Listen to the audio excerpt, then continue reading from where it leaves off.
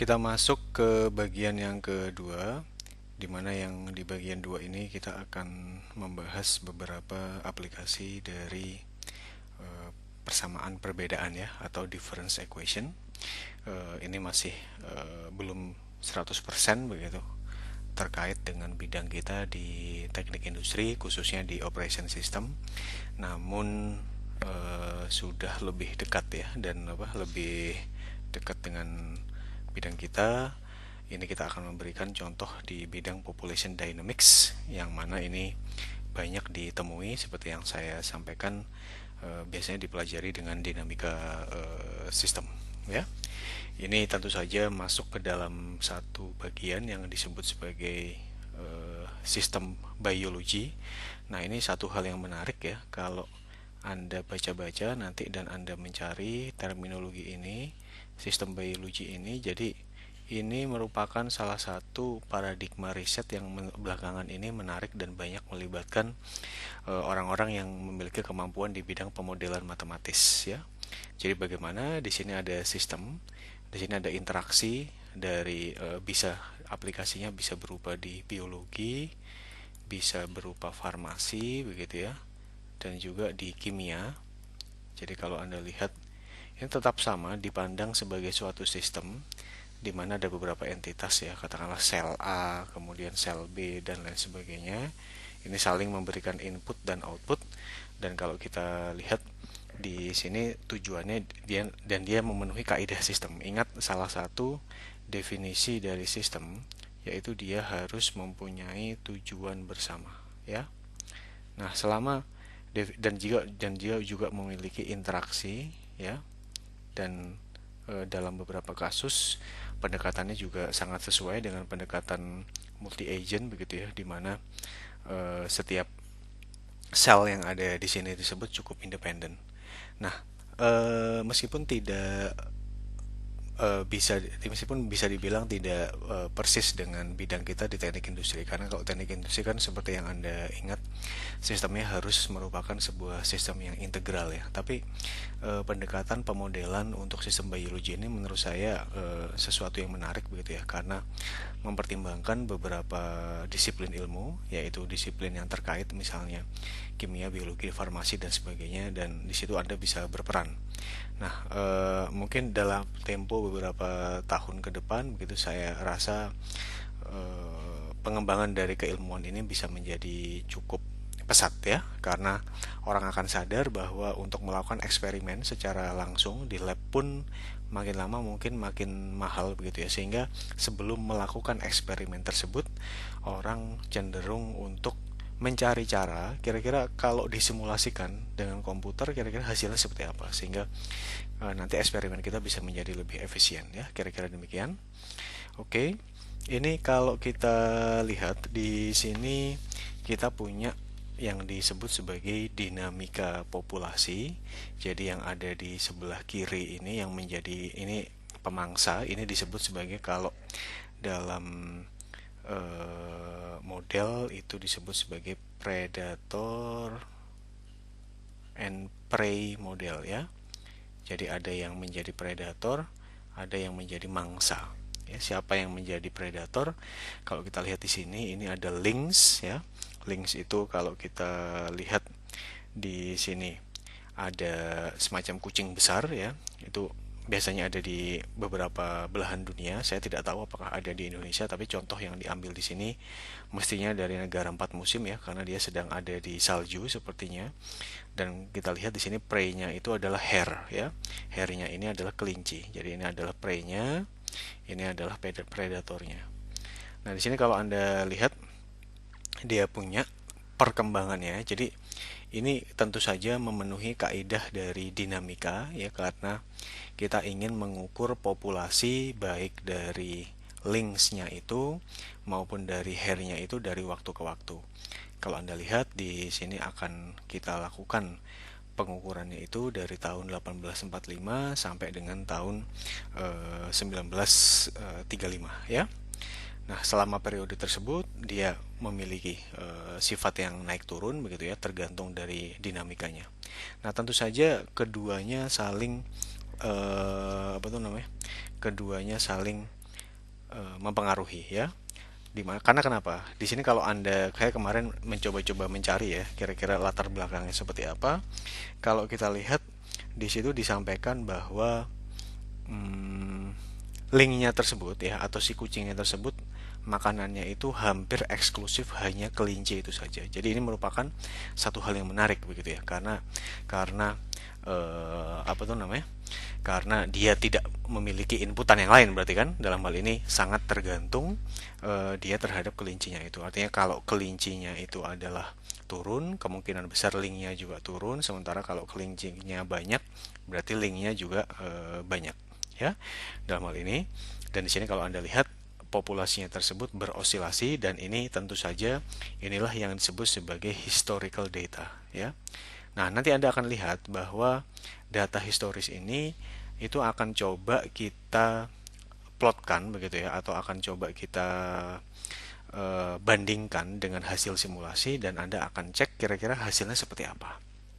Kalau dia bisa cukup mendekati, maka kita bisa bilang bahwa model kita bisa menirukan dinamika dari atau perilaku dari sistem ini. Nah, itu satu hal yang agak sulit dilakukan oleh model yang secara statik begitu ya. Bagaimana menirukan status sistem. Nanti Anda akan lihat baik. Ini sebetulnya kita hanya punya dua status gitu ya. Kalau kita tuliskan, maka status satu itu adalah populasi dari kucing ya. Kemudian status 2 di sini kita lihat dia adalah populasi dari kelinci. Nah, bagaimana kemudian simulasi ini kita bandingkan baik dari data historis maupun dari model apakah sama atau tidak ya.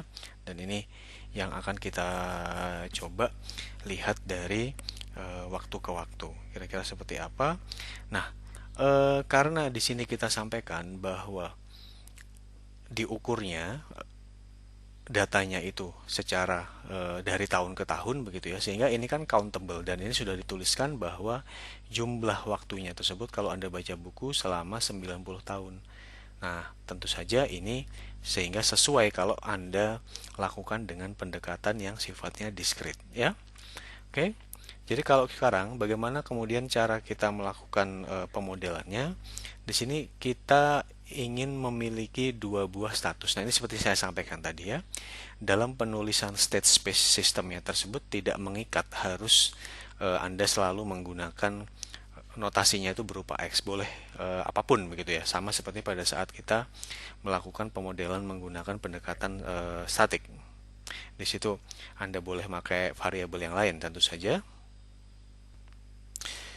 Di sini kalau kita lihat kita punya dua buah status. Yang pertama adalah H, yang berikutnya adalah L. Dia merepresentasikan populasi dari kelinci dan juga kucing masing-masing ya.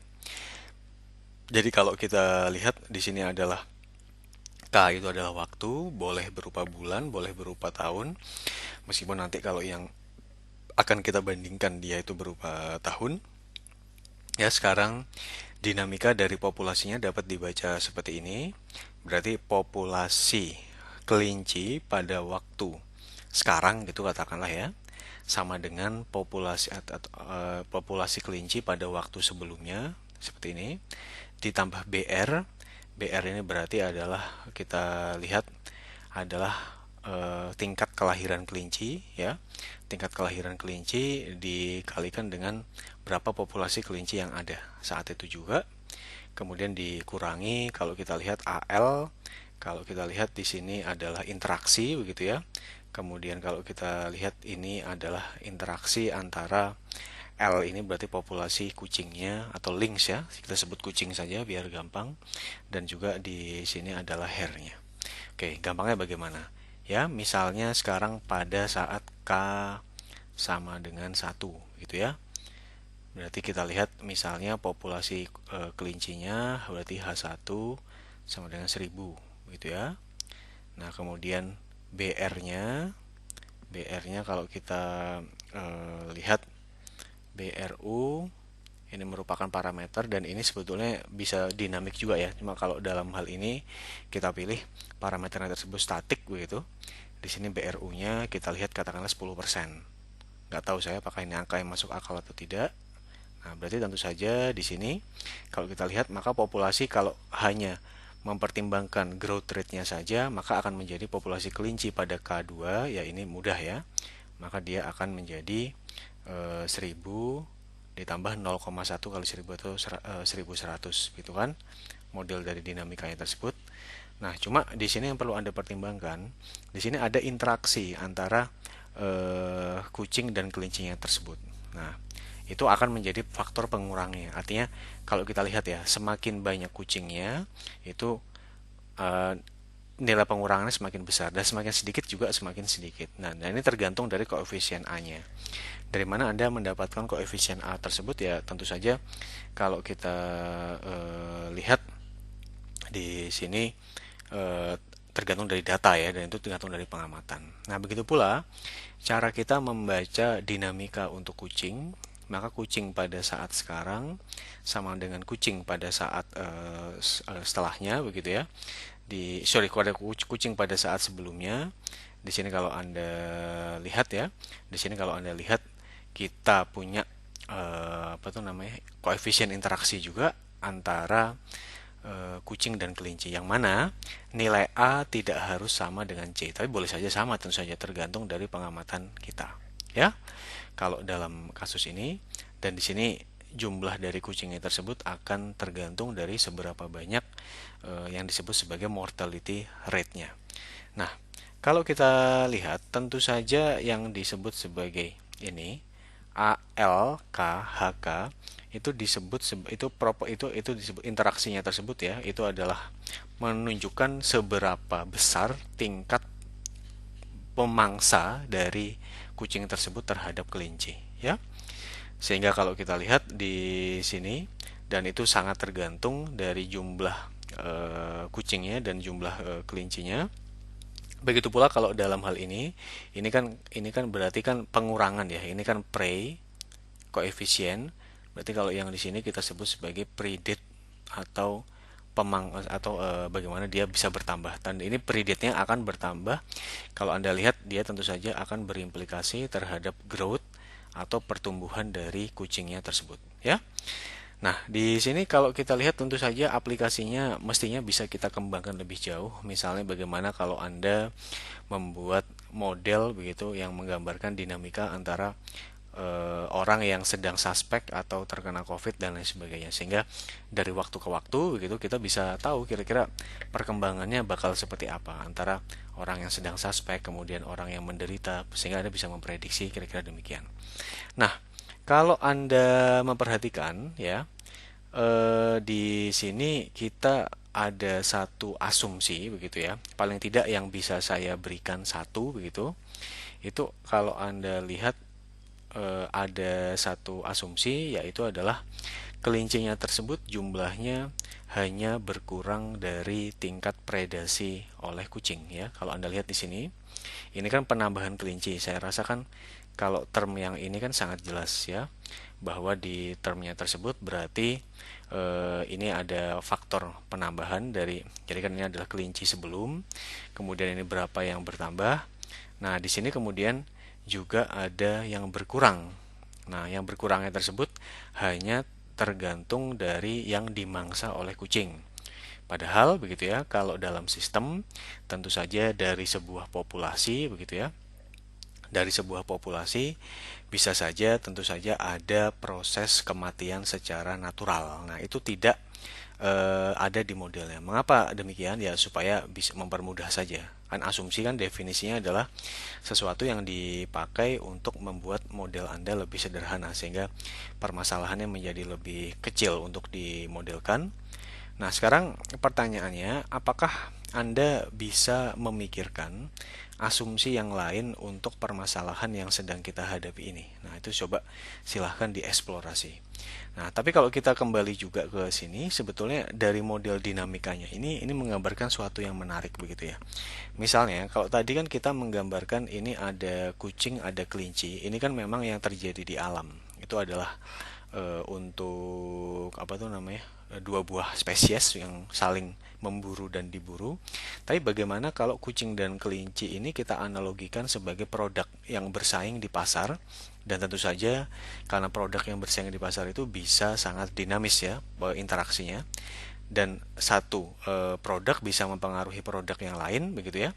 Nah, itu Anda bisa merumuskan tentu saja, sehingga kalau ini katakanlah produk existing begitu ya, produk A, ini produk B menjadi produk pesaing, dan masing-masing memiliki competitive advantage dan lain sebagainya. Anda bisa melihat kira-kira produk yang ada di pasar bakal seperti apa. Meskipun untuk bisa seperti itu menjadi perlu satu hal lagi yang tadi saya lupa jelaskan di bagian pertama.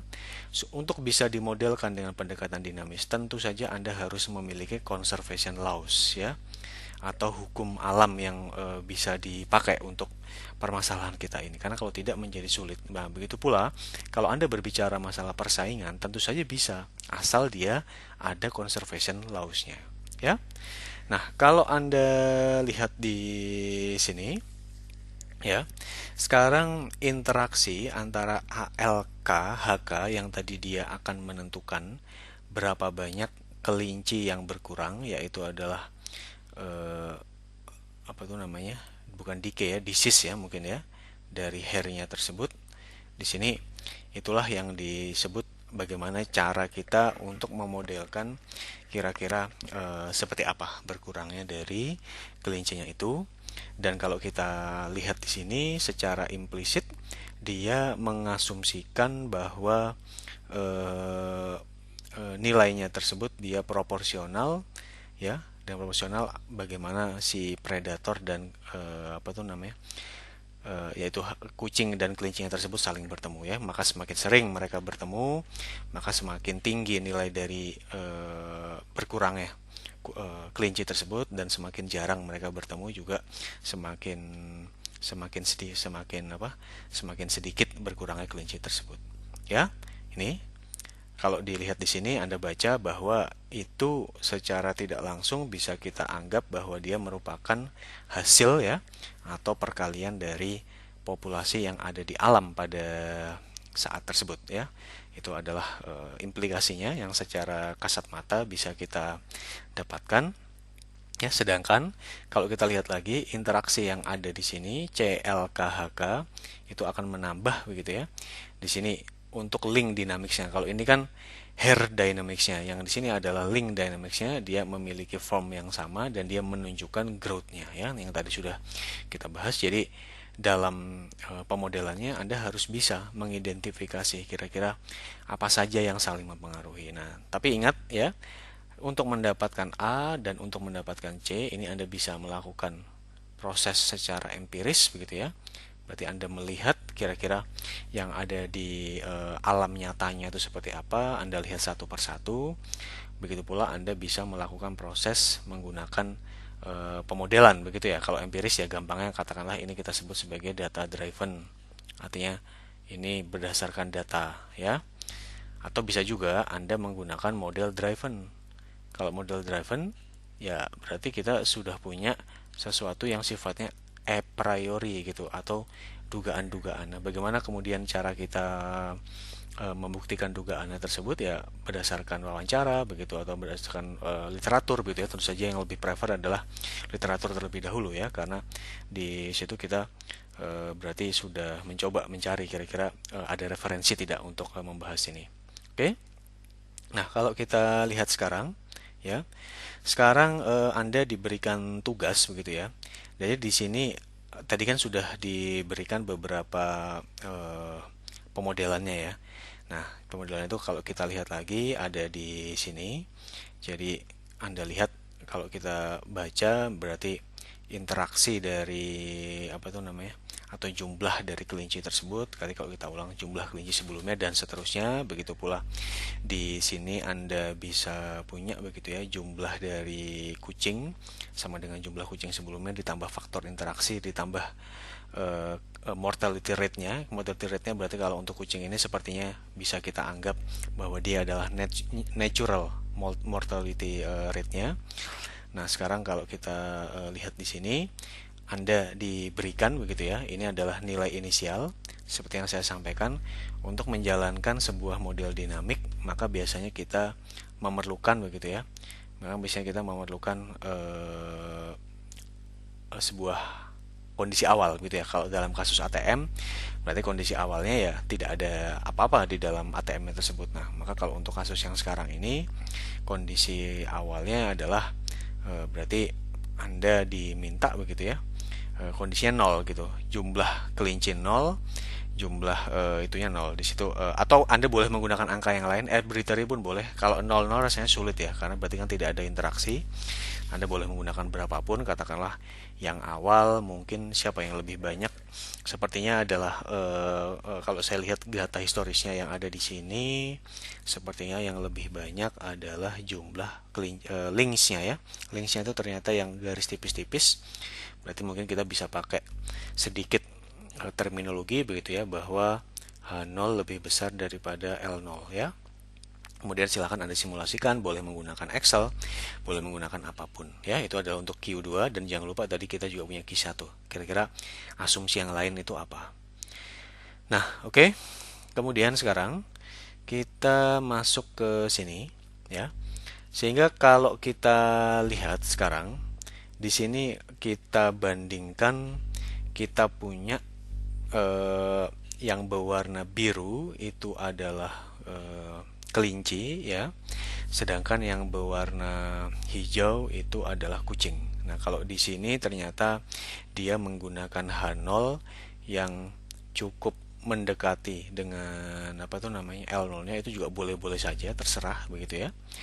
Di sini kalau kita lihat bagaimana cara membacanya, ini merupakan hasil dari simulasi diskrit menggunakan model yang ada di persamaan 7 dan persamaan 8 yang ada di sini. Berarti ini menggambarkan evolusi dari jumlah kelinci dan jumlah kucing dari waktu ke waktu. Kalau kita lihat di sini, kita misalnya nah ini seperti saya sampaikan tadi ya, persis seperti yang saya bahas bahwa parameter A dan parameter C yang merupakan koefisien interaksinya itu tidak harus sama, tapi sama pun juga nggak ada masalah begitu dalam hal ini. Berarti artinya apa? Kalau sama secara logika ya berarti Anda menganggap bahwa penambahan jumlah kucing, karena penambahan jumlah kucing berarti parameter C gitu kan, ini adalah terkait dengan links tadi, ini berarti bertambah begitu ya, dan juga parameter A pengurangan jumlah kelinci itu efeknya sama. Yang kalau dua-duanya kan sebetulnya kalau kita lihat efeknya itu kan berasal dari salah ya, dua-duanya itu kan tidak lain di sini berasal baik si apa efek penambahannya ini kan, yang ini kan pengurangan dari kelinci, ini penambahan dari kucing, sebetulnya kan sama-sama penambahan dari LK dan HK ya. Itu memiliki dampak yang setara begitu dalam apa, dalam kasus ini. Jadi LK ini ada HK, situ sama dengan koefisien sebesar 0,014. Di sini kalau kita lihat ini growth-nya ya, growth dari kelinci itu adalah 60%. Oh, ternyata tinggi sekali ya, 60%. Dan kemudian tapi kalau kita lihat ternyata mortality rate dari kucing juga sebesar 70%. Saya tidak tahu kenapa. Berarti mungkin masa hidup berarti kalau gitu D-nya ini secara logika berarti kan masa hidup dari kucing itu lebih pendek dari manusia ya. Begitu pula yang di sini mungkin kelinci tersebut secara logika juga ya, kalau berdasarkan logika saya ya berarti kelinci tersebut lahirnya lebih cepat dari manusia. Kalau manusia mungkin 9 bulan, mungkin kelinci membutuhkan waktu yang kurang dari itu. Oke. Kalau kita lihat lagi sekarang di sini, maka ini adalah ya. Nah, ini adalah sistemnya. Cara membacanya bagaimana? Ini pertama seperti ini, kemudian karena jumlah kelincinya terus naik begitu ya. Kelincinya terus naik begitu, dia akan kucingnya akan naik terus begitu. Mungkin dalam kondisi tertentu dia akan mencapai saturated, kemudian dia turun begitu ya. Dia turun, kemudian Anda bisa teruskan lagi dan segala macam. Akhirnya dia akan membentuk osilasi ya. Anda bisa seperti tugasnya tadi bisa disimulasikan. Nah, kalau kita lihat di sini, apa maksud dari pernyataan tersebut? Dia ternyata sangat mirip ya bentuknya itu dengan data historis. Nah, itu yang saya bilang tadi. Di sana meskipun dia tidak diplotkan ya, tapi kalau Anda mau menguji atau Anda mau melakukan validasi dengan sistem nyata, itu bisa dilakukan dengan kasat mata begitu ya, bahwa ternyata bentuknya sama-sama berosilasi mirip sekali dengan sistem nyata yang ada ya. Itu kira-kira demikian. Nah, kemudian dari situ ya, sehingga di situ bisa dinyatakan bahwa dia cukup mendekati dari sistem yang ada. Oke. Yang berikutnya adalah sekarang bagaimana kalau kita menggunakan model yang dalam tanda petik lebih sophisticated begitu ya, atau lebih maju dibandingkan model yang ada sekarang ya. Sekarang kalau kita lihat misalnya ya, sekarang dinamikanya juga bisa kita formulasikan seperti ini ya. Ini adalah jumlah kucing yang berkurang seiring berjalannya waktu. Ini kalau dalam seperti ini memang ya, memang dia kita lihat tentu saja Anda tahu begitu ya. Ini saya sedikit saya mohon maaf ada kesalahan dalam judulnya. Ini yang disebut sebagai more advanced difference equation tersebut, tapi kalau Anda lihat ya, tentu saja di sini ini adalah T elemen bilangan real ya. Tentu saja ini bukan lagi menjadi difference equation, tapi difference equationnya sudah kita ganti menjadi differential equation ya. Itu merupakan satu hal yang agak berbeda dengan kondisi awalnya tadi. Kalau kondisi awalnya tadi ya dia menggunakan persamaan difference ya. Sekarang menggunakan persamaan diferensial yang kontinu. Karena kalau kita lihat di sini jumlah kelinci setiap waktunya tersebut dievaluasi untuk waktu yang kontinu. Begitu pula kalau kita lihat di sini jumlah kucing dalam setiap waktunya tersebut juga dievaluasi untuk waktu yang kontinu. Nah, kalau kita lihat di sini ya, bagaimana cara membacanya? Maka di sini akan sama dengan R ya. Di sini adalah growth-nya. Di sini ada growth rate-nya dari hairs-nya tadi. Ini kalau yang ada di sini berarti kan analog tadi dengan yang kalau tadi BRU ya. Ini pada model discrete, ini pada model yang continue. Nah, kemudian ini adalah 1 minus H per K.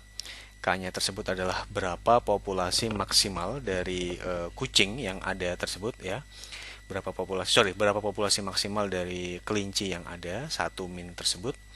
Nah, kemudian kalau kita lihat di sini ini sama, A dan C-nya tersebut mengindikasikan faktor interaksi ya yang ada di dalam alam tersebut antara dua makhluk hidup tersebut, baik kelincinya maupun kucingnya ya. Jadi yang adalah interaksinya, maka semakin tinggi interaksinya ya semakin banyak kelinci yang berkurang.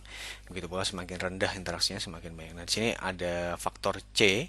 Jadi sekarang kalau kita lihat ini sama persis ya. Dan kalau untuk C-nya dan di sini tidak berubah begitu. Di sini kalau kita lihat A itu berarti tadi saya tuliskan lagi di sini adalah kelinci berkurang, sementara C di sini kucing dia bertambah ya. Itu adalah faktor-faktor yang bisa kita tuliskan, di mana untuk setiap waktunya tersebut nilai dari kelincinya harus lebih besar dari 0. Nah, begitu pula cara kita menuliskan di sini adalah jumlah kucing dari waktu ke waktu. Di sini sama, di sini adalah B-nya. Nah, di sini sudah mempertimbangkan faktor dari bertambahnya kucing tersebut ya secara natural dikurangi dengan berapa kemudian dia secara natural juga akan kurang gitu. Ini adalah tingkat kematian dia. Nah, ini digunakan difference equation seperti ini berarti tentu saja kalau dari definisi kita di awal kuliah tadi, maka kalau saya mengambil titik ini ya Anda sekarang jumlah dari waktunya menjadi tidak terbatas begitu. Kalau yang tadi kan terbatas gitu ya. Sekarang bisa berapapun Anda mengambil yang berada di rentang dua nilai ini. Itu bebas begitu ya. Nah, sekarang bagaimana kemudian cara kita melihatnya? Sekarang kalau ini sebetulnya bisa kita dekati dengan cara yang lain ya. Sekarang kalau saya punya begitu ya, saya punya X adalah populasi apapun. Nah, ini bukan populasi secara spesifik kita berbicara populasi kelinci begitu ya. Tapi ini juga sama, saya punya sebuah populasi dan populasinya tersebut kalau kita lihat kita evaluasi untuk setiap K-nya tersebut ya. Di sini kita punya model dasar. Model dasarnya tersebut dia mengasumsikan bahwa tingkat kelahiran ya dan juga tingkat kematiannya tersebut dia proporsional terhadap populasi yang ada sekarang. Berarti yang di sini B ini tidak lain adalah kita bicara growth ya. Kemudian D di sini tidak lain kita bicara mortality atau tingkat kematian dari populasi yang sedang kita bicarakan ini. Ya. Kemudian kalau kita lihat sekarang di sini dia akan ada model linear bahwa atau laju ya, laju dari populasinya tersebut dari setiap saatnya itu akan sama dengan berapa growth-nya dan berapa mortality-nya, gitu kan ya. Kalau ini saya rasa apa tuh namanya? Saya rasa kalau kita lihat di sini sangat straightforward begitu ya. Sehingga di sini kalau kita keluarkan X-nya, maka tentu saja akan menjadi B dikurangi D dikalikan X, sehingga otomatis kalau Anda punya Rx sama dengan B D dikalikan X, maka tidak lain R sama dengan B min D. Nah, kalau Anda lihat di sini sebetulnya ini mirip begitu dengan apa tuh namanya? Dengan contoh begitu yang barusan kita bahas, di mana kita juga mempertimbangkan ada birth, ada rate-nya, dan ini tentu saja ini linear ya, model apa tuh namanya, model dari growth-nya ini ya.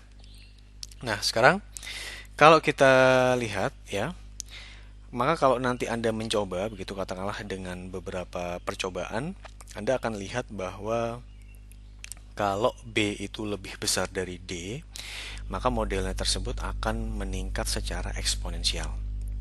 Ya. Maka otomatis sebaliknya kalau di sini saya tuliskan di sini ada B kurang dari D, maka modelnya juga akan berkurang secara eksponensial ya. Itu tentu saja juga sama dalam hal ini. Nah, kemudian kita memiliki sebuah asumsi di mana kita mengasumsikan bahwa tingkat kelahirannya tersebut justru akan turun ya. Justru akan turun saat populasinya tersebut menjadi sangat-sangat besar. Nah, ini merupakan asumsi yang menarik begitu ya. Kalau Anda cermat, Anda akan mengamati bahwa kalau tidak ada asumsi ini, maka pada saat populasinya tersebut akan apa tuh namanya? Akan bertambah besar ya, maka ukuran apa tuh namanya? Ukuran jumlah populasinya tersebut juga akan terus-menerus banyak. Nah, itu ya memang kalau dalam kasus apa tuh namanya? Kalau dalam kasus yang ada di kenyataan begitu ya, itu dalam hal ini kalau kita lihat ya memang seperti itu. Cuma ini dipakai begitu ya untuk mengatasi bahwa tidak terjadi lonjakan kasus yang sampai membludak begitu ya, karena mungkin dikhawatirkan ekologi begitu ya, atau ini kan kita berbicara ecological system ya, itu tidak memadai lagi sehingga digunakanlah asumsi tersebut. Nah, sekarang kalau kita memodifikasi ya, kalau sekarang kita memodifikasi dengan menggunakan asumsi yang saya berikan tanda bintang ini, maka sistemnya menjadi seperti yang ada di 12 ya. Yang mana laju dari populasinya tersebut akan sama dengan growth rate-nya ya. Akan sama dengan growth rate yang ada di sistem kita ini ya. Kemudian tadi ini adalah faktor dari populasinya tadi yang ada di sini tadi ya, faktor dari jumlah populasi yang ada sekarang, di mana jumlah populasinya tersebut harus selalu lebih dari 0. Nah, ini X-nya itu disebut sebagai carrying capacity, itu yang juga terkait dengan asumsinya. Jadi kira-kira berapa banyak maksimal yang bisa didapatkan untuk atau berapa banyak maksimal yang bisa ditampung untuk permasalahan populasi kita ini. Oke, nah selanjutnya kalau kita lihat lagi ya sekarang, sekarang kita kan sudah melihat bahwa ternyata ini logistic growth model itu ya yang sudah kita bahas ini ternyata sangat mirip dengan apa tuh namanya, dengan persamaan diferensial yang tadi sudah kita bahas bersama-sama. Nah, ada satu topik yang menarik kalau Anda masih ingat di kuliah sebelumnya. Di situ saya sudah menyampaikan ya bahwa dalam permasalahan dinamika ini satu topik yang cukup menjadi perhatian bagi banyak orang adalah kita menentukan equilibrium points. Nah, tapi ini seperti yang saya sampaikan juga hanya menjadi bahasan atau pengetahuan supaya Anda tahu ya, suatu saat misalnya Anda ingin melanjutkan studi lanjut gitu katakanlah di bidang ini, jadi Anda sudah mendapatkan bayangan kira-kira seperti apa begitu ya. Nah, untuk mendapatkan equilibrium points ini agak sulit kalau kita menggunakan difference equation ya.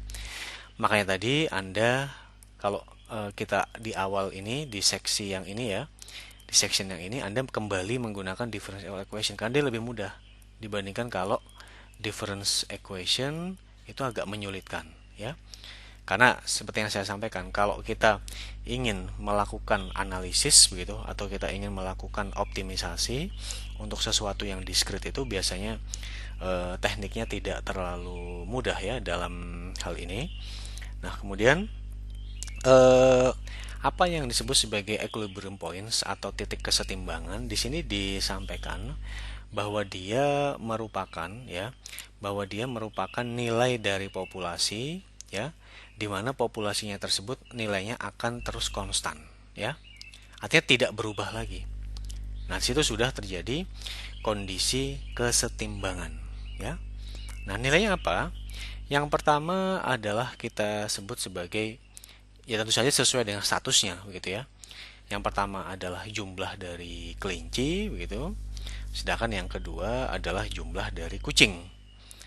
Nah, dalam simulasi maka artinya apa? Kalau misalnya ini berosilasi terus gitu ya, kemudian udah stabil seperti ini. Nah, itulah yang disebut sebagai equilibrium points yang sudah sampai di sini. Nah, tentu saja ya, gambar yang saya perlihatkan di sini sebetulnya mendekati sistem nyata. Artinya ya bukan berarti begitu ya, kalau dia sudah mencapai equilibrium points dia tuh memang betul-betul tidak ada perubahan. Kalau tidak ada perubahan kan konstan terus seperti ini ya, lurus gitu, katakanlah gambar saya lurus ya, agak sulit gambarnya dengan betul-betul lurus seperti itu, tapi katakanlah itu lurus itu kan konstan. Nah, tapi dalam kenyataan agak sulit begitu kalau kita ingin mendapatkan nilai yang betul-betul konstan, sehingga ini mendekati saja kira-kira ya. Nah, kondisi yang seperti ini adalah kondisi yang mapan ya, atau bisa dibilang dia merupakan kondisi yang sudah steady state gitu ya, sudah tidak bisa kita utak-atik lebih lanjut gitu kondisinya tersebut, sehingga di sini adalah sesuatu yang menarik begitu ya. Artinya kalau berapa sebetulnya ya, berapa berarti dalam hal ini adalah kalau secara filosofi begitu ya, secara konsep berarti dia bilang bahwa berapa sebetulnya jumlah dari kelinci dan jumlah dari kucing yang mana meskipun ada interaksi di antara keduanya begitu ya, itu sudah tidak ada dampaknya terhadap sistem ya, bakal segitu-segitu saja nilainya. Nah, coba kemudian kalau dalam bidang atau model dinamis yang lain gitu ya, terutama yang terkait dengan operations, kira-kira menurut Anda apa itu yang merupakan konsep dari equilibrium points-nya itu? Apakah katakanlah jumlah barangnya tetap gitu, atau katakanlah kalau dalam persaingan usaha bagaimana, itu merupakan satu hal yang bisa Anda eksplorasi lagi ya. Nah, bagaimana kemudian cara kita melakukan setting untuk equilibrium points-nya? Nah, di sini kita harus kembali kepada kasus ini. Ya. Di mana di sini coba kita hapus terlebih dahulu. Ini beberapa supaya kita bisa mendapatkan sesuatu yang lebih bersih ya untuk persamaannya. Nah, kalau kita lihat sekarang, salah yang ini ya. Ya. Nah, tujuan saya yang disebut sebagai equilibrium points itu tidak lain adalah mencari titik di mana L atau jumlah kucing akan mencapai nilai equilibrium, dan jumlah dari kelinci juga akan mencapai nilai equilibrium. Nah, untuk mencapai ini kita bisa melakukan sedikit trik begitu ya. Saya tidak menjelaskan lebih banyak karena seperti yang saya sampaikan, ini sifatnya hanya untuk pengetahuan karena juga tidak akan kita lakukan untuk sisa dari kuliah ini sampai dengan 1 semester ini. Nah, tapi kita bisa melakukan trik tentu saja kalau salah satu dari L dan juga salah satu dari H ini bisa kita set sama dengan 0 begitu ya. Maka dalam hal ini kita akan bisa mendapatkan salah satunya gitu ya. Dan Anda ini intinya ini yang harus kita pakai terus-menerus gitu ya. Nah, kemudian kalau kita lihat di sini ya mana tadi? Oke, ya. Jadi pada saat katakanlah kita ngeset LE-nya sama dengan 0, maka kalau Anda memasukkan ke dalam persamaannya tersebut, maka di sini didapatkan bahwa equilibrium atau titik kesetimbangan untuk kelincinya itu bisa kita dapatkan. Dia merupakan fungsi dari C itu kalau tidak salah tadi adalah konsumsi dari kucingnya. D adalah berarti mortality rate dari kucing. Kemudian ini dibagi A itu kalau kita cek lagi A itu tadi adalah interaksi begitu ya. Kalau A itu berarti tadi adalah jumlah dari mortality dari kelinci akibat dimakan kucing. Kemudian B adalah kalau kita lihat B tadi apa ya? B tadi adalah itu growth rate dari kucing secara natural. Sementara ini adalah mortality rate dari kucing secara natural. Nah, tentu saja ini sebetulnya ini sama sekali tidak ada hubungannya dengan apa tuh namanya empirisme ya. Itu betul-betul Anda melakukan setting begitu. Satu Anda set sama dengan 0, kemudian Anda pecahkan, kemudian Anda dapat seperti itu. Itu formula gitu. Gampangnya itu adalah formula yang kita kembangkan sendiri untuk memecahkan permasalahan ini. Nah, kemudian kalau Anda sudah mendapatkan ya, kalau Anda sudah mendapatkan paling tidak nilai HE yang awal, kemudian misalnya kita mengganti sekarang nilai HE yang CD dibagi AB per D-nya tersebut ke persamaan 9. Berarti persamaan 9 adalah persamaan yang ini tadi, ya. Maka di sini Anda akan mendapatkan bahwa untuk nilai LE-nya sama dengan 0, Anda akan mendapatkan apakah HE-nya tersebut memang sama dengan 0 atau HE-nya sama dengan K. Ya. Ya, berarti kalau untuk artinya bagaimana? Kalau di sini kita bisa bilang bahwa kalau jumlah kucingnya itu sama dengan 0, ya, maka jumlah kelincinya kalau tidak 0, ya, berarti jumlah kelincinya akan sama dengan maksimum. Ya, itu kan merupakan satu hal sebetulnya kalau kita lihat Anda sudah mendapatkan logikanya mestinya. Karena sekali kita lihat ya, kalau jumlah kucing sama dengan 0, kelincinya sama dengan 0. Artinya apa? Ini kondisi yang benar. Karena berarti di sana kita bisa melihat bahwa kucing tidak ada karena tidak ada yang dimakan. Ya, karena di situ seperti yang saya sampaikan tadi, ya, memang dan ini sesuai dengan kenyataan begitu ya bahwa kalau Anda baca Wikipedia di situ disampaikan bahwa growth rate dari atau bukan growth rate atau makanan ya makanan dari kucing tersebut memang secara hampir eksklusif hanya apa tuh namanya hanya kelinci saja. Artinya kalau memang kelincinya tidak ada ya tidak ada yang bisa dimakan sehingga dia nol gitu ya. Nah, tapi juga kalau kita lihat di sini bisa juga dibaca karena tidak ada kucing, maka kelinci memiliki kebebasan setinggi-tingginya untuk berkembang biak. Sehingga dalam hal ini kelinci bisa tumbuh sepesat-pesatnya meskipun begitu ya. Tadi sudah kita bahas bersama-sama, di situ sudah kita batasi ya, sudah kita batasi bahwa pertumbuhannya tersebut maksimal adalah sama dengan 0 ya. Sorry, bukan maksimal sama dengan 0, tapi maksimal sama dengan carrying capacity-nya yang sama dengan K tersebut. Nah, sedangkan kalau untuk L tidak sama dengan 0, maka kalau misalnya tadi Anda mensubstitusi 9 itu yang posisi 13 ini ke model dinamika awalnya yang ada di 9 ini, Anda akan mendapatkan dengan sedikit formulasi matematik begitu ya, bahwa di sini akan didapatkan bahwa jumlah equilibrium untuk linksnya bisa kita peroleh seperti ini ya. Kalau untuk L-nya tidak sama dengan 0 ya. Jadi kalau di sini ya Jadi kalau L-nya tidak sama dengan 0, maka Anda bisa dapatkan nilai equilibriumnya seperti ini.